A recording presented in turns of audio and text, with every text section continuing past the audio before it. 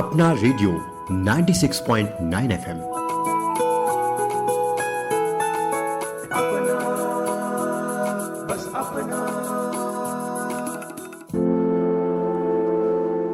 अपना radio 96.9 FM में आप सभी का स्वागत है। आप सुन रहे हैं हमारा विशेष कार्यक्रम अपनी सेहत, जिसमें आज हम बात करेंगे हार्ट अलर्ट के बारे में। मैं हूं कविता शर्मा।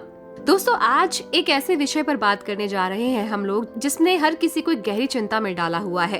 आपने अक्सर अखबारों में, न्यूज में सुना होगा, स्कूल जाने वाला बच्चा खेलते खेलते गिर पड़ा और वापस नहीं उठा। 35 साल का नौजवान सुबह सुबह दौड़ते समय अचानक गिरा और मृत्यु हो गई। सड़क पर चलते चलते किसी का दिल धड़कना ही बंद हो गया, या फिर किसी ने तो नींद में ही दम तोड़ दिया। सोचकर ही दिल घबरा गया ना। क्या यही घबराहट बड़ी वजह बनती है दिल की बीमारियों की, या फिर कोई और? ये घटनाएं अब सिर्फ सुर्खियां नहीं रह गईं, बल्कि एक सच्चाई बनती जा रही है। दिल की बीमारी, जिसे कभी बुजुर्गों की समस्या माना जाता था, आज बच्चों और युवाओं तक पहुंच चुकी है। आखिर क्यों? आज इन्हीं अहम सवालों के जवाब जानने के लिए हमारे साथ स्टूडियो में मौजूद हैं जाने माने हृदय रोग विशेषज्ञ doctor Tapan Ghosh, senior director HOD cardiology, Fortis hospital से। चलिए डॉक्टर साहब से जानते हैं कि आखिर दिल की बीमारियों को हम कैसे जाने, कैसे समझें लक्षणों को। डॉक्टर साहब, आपका स्वागत है हमारे कार्यक्रम में। धन्यवाद। हम चर्चा करेंगे sudden cardiac death and sudden heart attack के बारे में। सडनली आपने सुना होगा कि कोई आदमी चल रहा था, कोई बच्चा खेल रहा था, सडनली अनकॉन्शियस हो गए, तो ये इसको हम सडन कार्डियक अरेस्ट बोलते हैं। सडन कार्डियक अरेस्ट ये होता है जहाँ पे आपकी दिल की धड़कन रुक जाती है, और अगर आप 8 मिनट के अंदर कार्डियोपल्मोनरी रिससिटेशन नहीं करेंगे तो वो दम तोड़ देता है, वो मर जाता है। तो इसका कारण क्या है? मुख्यतः 2 कारण है, 2 कैटेगरी हम बोलते हैं। एक है congenital heart disorders, second is acquired heart disorder. तो कॉन्जेनिटल क्या है? जो पैदाशी डिफेक्ट होता है, जैसे आपका वाल्व हो गया unicuspid aortic valve. That means aortic valve का जो पर्दे हैं उसमें 3 होते हैं नॉर्मली, बट उनको एक ही है जन्म से। और कॉन्जेनिटल हार्ट ब्लॉक और कॉन्जेनिटल कार्डियोमायोपैथीज, जहाँ पे हार्ट मसल की डिसऑर्डर है, जो हार्ट के मसल का मोटापा बचपन से ही है, उनको पता नहीं था और वो खेलने के लिए निकल गए। सडनली वो एक दिन खेल रहे थे, सडनली वो उनका वेंट्रिकुलर टैकीकार्डिया हो गया और वो और बचे नहीं। सो और कभी कभी होल इनसाइड द हार्ट, जैसे वेंट्रिकुलर सेप्टल डिफेक्ट है, और पेटेंट डक्टस आर्टेरियोसास है। दैट मीन्स कम्युनिकेशन, जो लेफ्ट और राइट साइड के हार्ट है उनमें कम्युनिकेशन है। या कोई ब्लूइश डिसऑर्डर है, that means cyanotic congenital heart disease बचपन से। ये अगर होता है तो बचपन से अननोटिस रहा होगा, तब ये कैटेगरी है।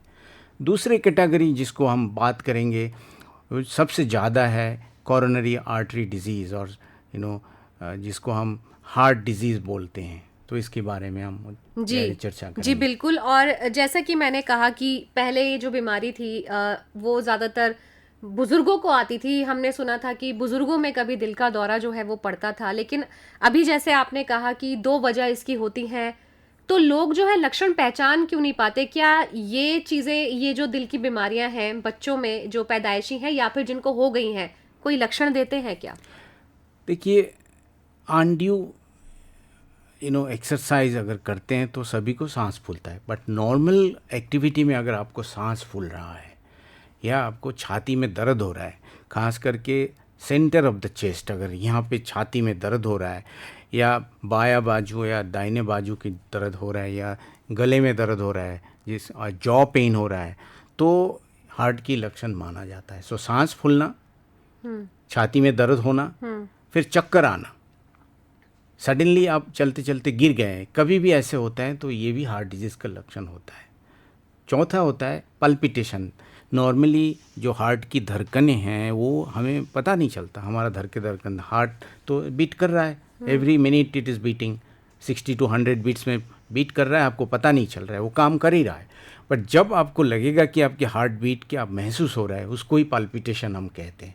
तो कभी कभी लगता है कि आपका दिल की धड़कन बढ़ गया, कभी कभी लगता है कि अचानक कुछ हो गया, या कोई स्किप बीट हो गया, मिस बीट हो गया, तो इसको हम बोलते हैं कि आपका पल्पिटेशन हो रहा है। सो ये सारे लक्षण हार्ट डिजीज़ के ही होते हैं। ये जब होता है तो आपको डॉक्टर की सलाह लेना चाहिए, हार्ट के डॉक्टर की सलाह। जी डॉक्टर घोष, जिस तरीके से आपने बताया कि हार्ट बीट का पता चलना, अब छोटे बच्चों की अगर मैं बात करूं, क्योंकि अभी रिसेंटली हमारे सामने कुछ ऐसे केसेस आए न्यूज़ में जिसमें बच्चे स्कूल में बैठे हैं चेयर पे और बैठे बैठे गिर गए, और छोटे बच्चे जो इतना भागते दौड़ते हैं, कई बार भागने दौड़ने से उनका सांस फूलता है, हार्ट बीट बहुत तेज चल रही होती है, हालांकि बच्चे नोटिस करके कई बार पेरेंट्स को बताते हैं। पेरेंट्स को कैसे पता चलेगा? वो तो कई बार नज़रअंदाज ही कर जाते हैं इस चीज़ को।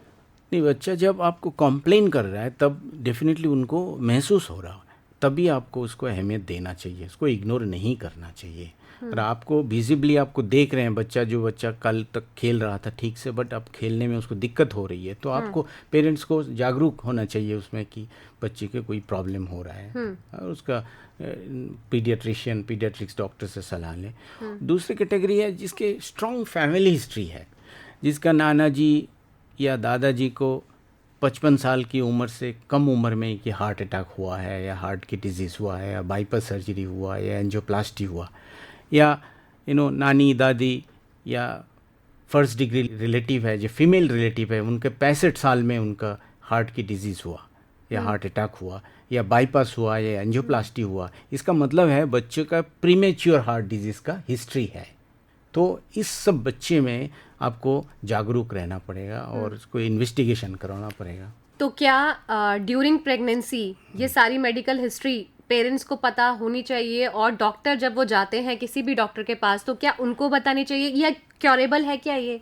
Pregnancy related history is not very important here, but जब बच्चा पैदा हो गया है तब से ज़्यादा इम्पॉर्टेंट है, बिकॉज आपकी बच्चे का 7 साल की उम्र में एक बार कोलेस्ट्रॉल की टेस्ट हो जाना चाहिए, सब बच्चे का normally it is national heart lung blood institute of United states की वो है, बच्चों के लिए रिकमेंडेशन है, इंडियन एसोसिएशन ऑफ पीडियाट्रिक्स और सारे अहम पीडियाट्रिक्स के जितने ऑर्गेनाइजेशन है वर्ल्ड वाइड, उन्होंने एक्सेप्ट भी किया इसको। एक पढ़ी है कि 7 ईयर्स 7 साल में हर बच्चे का कोलेस्ट्रॉल का स्क्रीनिंग होना चाहिए, और अगेन 17 साल में 17 ईयर्स ऑफ एज में 2 बार होना चाहिए। 2 साल से कम बच्चों में कोलेस्ट्रॉल का टेस्ट हम नहीं करते, बट 2 साल की उम्र में उन्हीं को करते हैं जिसकी प्रीमेच्योर हार्ट डिजीज़ का हिस्ट्री है। जैसे मैंने बताया था थोड़ी पहले कि फर्स्ट डिग्री मेल रिलेटिव्स, चाचा दादा नाना जी, सब इनसी का अगर 55 से कम में हार्ट अटैक हुआ, बाईपास हुआ, या एंजियोप्लास्टी हुआ, या दादी नानी किसी का भी 65 की कम उम्र में कुछ हुआ, तो उस बच्चों में 2 साल की उम्र में उनका कोलेस्ट्रॉल की टेस्ट होनी चाहिए। जी, तो मतलब एक बार 7 साल और एक बार फिर 17 साल, इस बीच कोई जरूरत नहीं होती? इस बीच में कोई ज़रूरत नहीं होती अगर एबनॉर्मलिटी नहीं है। जी, तो डॉक्टर साहब ये बहुत अच्छी बात आपने बताई, और मुझे लगता नहीं ये फैक्ट्स हर कोई जानता होगा कि छोटे बच्चों के टेस्ट तो वैसे ही पेरेंट्स करवाने से कई बार डर जाते हैं कि अरे खेलते खेलते कुछ निकल ही जाए। ये डर भी क्या हमारी इग्नोरेंस बनती है कि किसी बड़ी बीमारी की वजह? इसके लिए आपको पीछे हटना नहीं चाहिए, कुछ निकल भी जाए उसको उपचार है, और साइंस बहुत आगे बढ़े हैं, और आपको इसकी फ़ायदा लेना चाहिए जी। सारा टेस्ट कराना चाहिए, अपना पीडियाट्रिशियन से, बच्चों के जो डॉक्टर हैं उनसे बात करना चाहिए, उनसे सलाह लेना चाहिए। सेकेंड कैटेगरी जो मैं आपको यहाँ पे हाईलाइट करना चाहता हूँ, जो एक्वायर्ड हार्ट डिजीज़ में हम मानते हैं मेटाबॉलिक सिंड्रोम। तो काफ़ी बच्चे, जैसे दिल्ली के 40% बच्चे, दिल्ली के सारे स्कूल के 40% बच्चे आइदर ओवरवेट है या ओबेस है। तो क्या ये जो जंक फूड, ये मोबाइल स्क्रीन टाइम, इन सब का असर पड़ता है क्या? काफ़ी असर पड़ता है। तो हर पेरेंट्स को ये जानना ज़रूरी है, मोबाइल स्क्रीनिंग टाइमिंग्स का जो है, बच्चे 5 साल से नीचे कोई भी सेल फोन नहीं देना चाहिए, 6 ईयर्स के बाद देना चाहिए, 2 आवर्स एक्सीड नहीं करना चाहिए स्क्रीन टाइम। उसमें टीवी स्क्रीन भी इंक्लूडेड है? सब कुछ, सेल फोन, टीवी, आईपैड, सब कुछ। 2 घंटे से उनको ज़्यादा नहीं देना चाहिए। सब बच्चों में क्या देखा गया है कि इनके ओबेसिटी है, ओवरवेट है, जो बच्चे का वेट 90th परसेंटाइल 90% से ज़्यादा है, जो चार्ट होते हैं उसमें उम्र के हिसाब से एक बच्चे का चार्ट पीडियाट्रिशियन को मालूम होता है, बच्चों का डॉक्टर को मालूम होता है, तो देखना चाहिए कि इनका वेट कितना है। अगर बॉडी मास इंडेक्स ज़्यादा है तो इसको हम चाइल्डहुड ओबेसिटी कहते हैं। तो हमने रिसेंट एक स्टडी, अनपब्लिश्ड स्टडी है, फोर्टिस वसंत कुंज में हमने किया है, जिसमें ओवरवेट चिल्ड्रन हमने लिया हुआ है, उनमें देखा कि कम से कम 12% बच्चे मेटाबॉलिक सिंड्रोम की शिकार है। तो ये मेटाबॉलिक सिंड्रोम क्या चीज़ है जी। तो मेटाबॉलिक सिंड्रोम है कि बच्चे का वेट ज़्यादा है, नंबर 1, इसका ट्राइग्लिसराइड और आगली कोलेस्ट्रॉल ज़्यादा है, गुड कोलेस्ट्रॉल कम है, ब्लड प्रेशर ज़्यादा है, और इनमें से इन्हीं 4 चीज़ों में से किसी 3 चीज़ अगर है तो इसका, और फास्टिंग ग्लूकोज मोर देन 110 है, ब्लड शुगर भी 110 से ऊपर है, बट डायबिटीज़ नहीं है। सो ये 4 चीज़ों में से कोई भी एक चीज़, 2 चीज़ इनके हैं तो फिर इनके मेटाबॉलिक सिंड्रोम हम कहते हैं। अच्छा, ये ज़्यादा इम्पॉर्टेंट है बिकॉज ये देखा गया कि वेस्टर्न स्टडी में 25 साल इस बच्चों को जिसका मेटाबॉलिक सिंड्रोम है, इनको अगर फॉलो अप करें, इसको बड़े होने दें कि 1 साल की बच्चा 25 साल के पैदा, तो वो बच्चे में 10 से 15 गुण ज़्यादा हार्ट डिजीज़ होता है। अच्छा। तो आपको एक पुल मिल गया, जो बच्चों अगर कोलेस्ट्रॉल ज़्यादा है, ओवरवेट है, हाई कोलेस्ट्रॉल है, मेटाबॉलिक सिंड्रोम के बच्चे हैं, तो इसको फॉलो अप करना चाहिए ताकि आप इसको 20 साल में, 30 साल में, 25 साल में हार्ट अटैक रोक सको। सो जागरूकता की बहुत ज़रूरत है, पेरेंट्स को जानना ज़रूरी है, पीडियाट्रिशियन को जानना ज़रूरी है, टेस्टिंग होना चाहिए। तो डॉक्टर, ये तो बात हुई बच्चों की, और आपने बच्चों के लिए बहुत बेहतर तरीके से कुछ टेस्ट भी बता दिए, लेकिन डॉक्टर साहब, हमेशा डॉक्टर्स ये कहते हैं कि एक्सरसाइज करो, फिट रहो, कुछ भी व्यायाम करो, तो जिम में भी हमने तो हार्ट अटैक आते हुए देखे हैं। हाँ, लोग नींद में भी सोते सोते हार्ट अटैक आ जाते हो हैं। सकता है। आजकल ये जो मीडिया, इतनी फॉर्म्स हैं आपके पास, इजीली अवेलेबल है, so it's age of communication, इसलिए आपको जल्दी पता चल रहा है।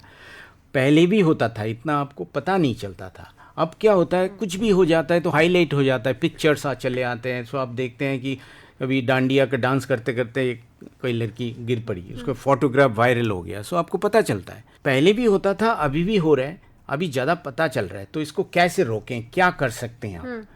तो इसके लिए आपको फिटनेस जो वर्कअप जब भी आप ज्वाइन करते हैं तो आपको आपको मेडिकल टेस्ट हो जाना चाहिए। जैसे आपका ब्लड प्रेशर है क्या नहीं, आपको पता होना चाहिए। सो जो बच्चे के डॉक्टर हैं या आपकी जो डॉक्टर हैं जो एडल्ट हैं, उनके जो ब्लड प्रेशर है पता होना चाहिए। कोलेस्ट्रॉल का मैंने बताया कि आपका 17 ईयर्स में आपका कोलेस्ट्रॉल पता चलना चाहिए था आपका। अगर कोलेस्ट्रॉल हाई है तो आपको उसका उपचार करें। बॉडी वेट चेक करें आप। बॉडी वेट चेक करने के बाद हाइट और वेट मिला के बॉडी मास इंडेक्स होता है जी। तो आप BMI कैलकुलेट करें, तो weight in kg divided by height in square meter, weight divided by height in square meter. That means our 60 kg है divided by 1.7 meter divided by again 1.7, then you get a figure. जो figure आपको मिलता है उसको BMI कहते हैं, body mass index. Asian Indians में body mass index 22.9 होना चाहिए मैक्सिमम, 18 से 22.9, 18 से, तो 18 to 22.9 is the normal BMI for Asian Indians. 23 and above for Asian Indians is obesity. Western population में इसको 25 लिया हुआ है, 24.9 is upper limit of normal, 25 and above is obesity for Western population. But हमारे लिए 22.9 is the upper limit of normal and 23 and above BMI is overweight. जी, तो यहाँ पे जो अभी तक सबसे बड़ा रीज़न है वो ओबेसिटी, हमारे खाने पीने की जो ये आदतें हैं। तो डॉक्टर साहब, क्या ये जीवन शैली जो है ये क्या सबसे ज़्यादा रोल प्ले करती है? बहुत अहमियत रखते हैं, बिकॉज आपका जीवन शैली के साथ ब्लड प्रेशर की संबंध है, कोलेस्ट्रॉल की संबंध है। जैसे जैसे आपके जीवन शैली ख़राब हो जाते जाएंगे, आप हाई कैलोरी डाइट जैसे जैसे लेते जाएंगे, पॉपुलेशन में ब्लड प्रेशर लेवल बढ़ जाएगा, कोलेस्ट्रॉल लेवल बढ़ जाएगा एंड ओबेसिटी भी बढ़ जाएगा। तो एज ए रिज़ल्ट ये जो 3 रिस्क फैक्टर ऑलरेडी आप एक्वायर कर रहे हैं, वो sedentary habit and obesity, high calorie consumption के लिए। सो इंडस्ट्रियलाइजेशन, अर्बनाइजेशन का ये साइड इफ़ेक्ट है। जी डॉक्टर साहब, एक सवाल आता है, सड़क पर चलते चलते लोगों का गिर जाना, तो ये क्या हार्ट डिजीज की वजह से होता है या कोई और मेडिकल कंडीशन होती है? अब इस समय जब कोई गिर ही गया सड़क पे, तो आसपास के लोगों की क्या भूमिका रहनी चाहिए? काफ़ी अहम सवाल है ये। इसको हम कहते हैं कार्डियक अरेस्ट।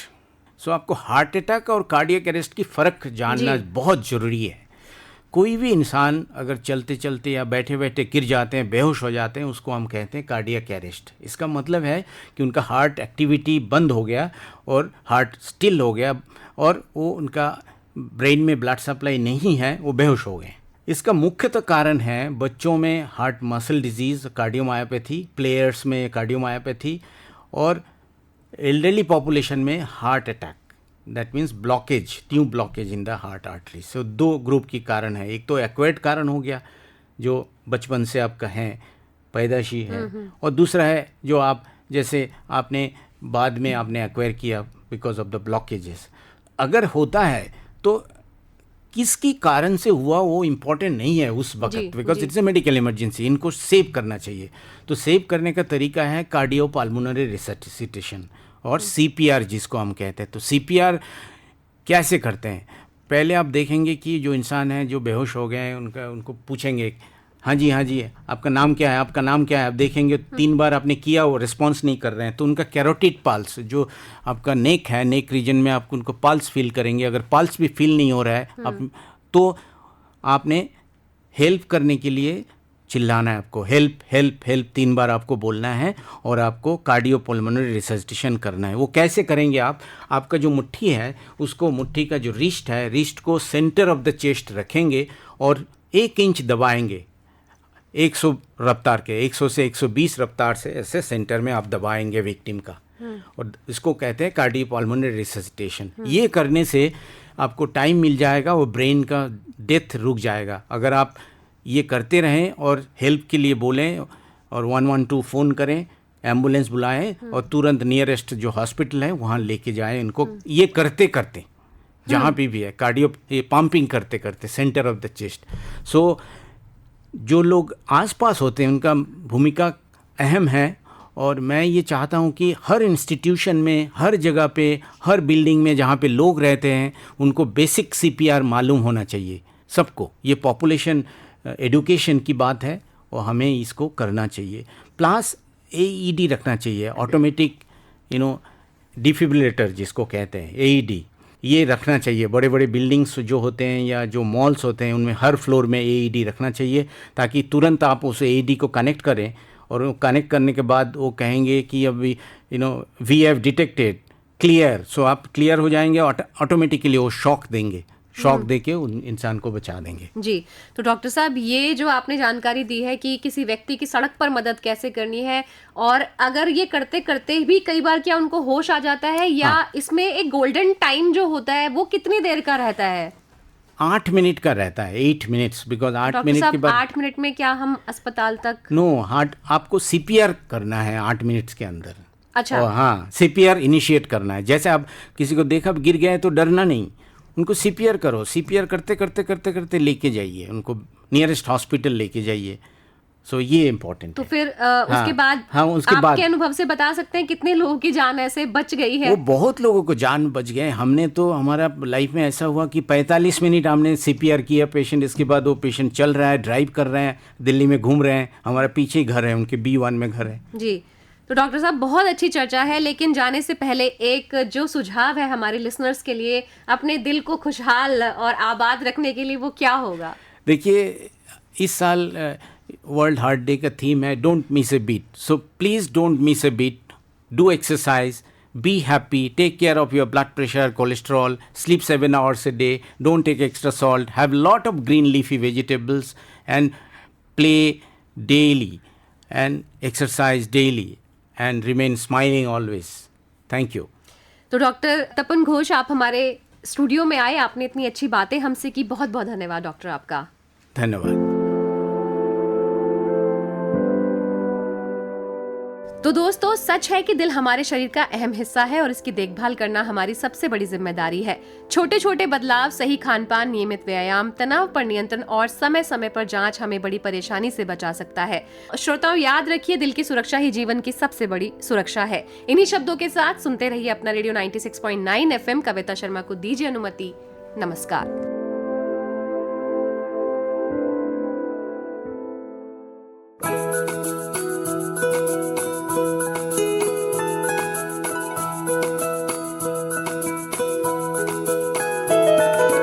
मेरी ख्वाहिशें मेरे अपना, जिंदगी में हर कोई समझे हम सफर मुझे अपना, अपना बस अपना।